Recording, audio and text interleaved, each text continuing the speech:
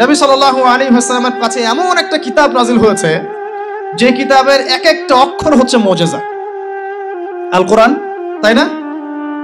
কোরআনকে কেউ যদি কবিতার বই মনে করে, দেখবেন কোরআন কবিতার মতো লাগছে। আর রহমান আল্লামাল কোরআন খালাকাল ইনসান, ছন্দ আছে না? কোরআনকে কেউ যদি উপন্যাসের বই মনে করে, দেখবেন উপন্যাসের মতো লাগছে। সূরা ইউসুফ পড়ে দেখেন, উপন্যাস, আহসানুল কাসাস।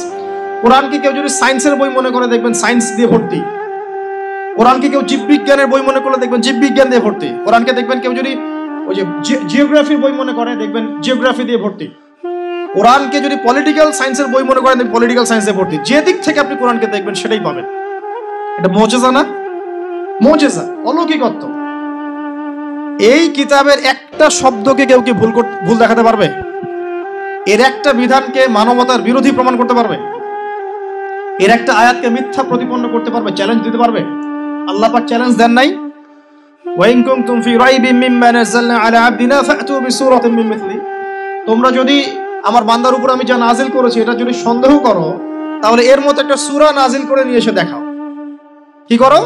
জাস্ট একটা এরকম সূরা, ইন্না আতাইনাকাল কাউসার ফাসাল্লি লিরাব্বিকা ওয়ানহার ইন্না শানিয়াকা হুয়াল আবতার, এমন একটা সূরা জাস্ট রচনা করে এনে দেখাও। কেউ পারবে? কেউ পারছে? আজ পর্যন্ত এই চ্যালেঞ্জ নিতে কি কেউ পেরেছে?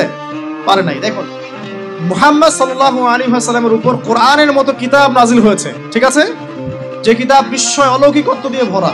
যারা তার পরে নবুয়ত দাবি করছে, তাদের কাছে এমন কোন কিতাব এসেছে?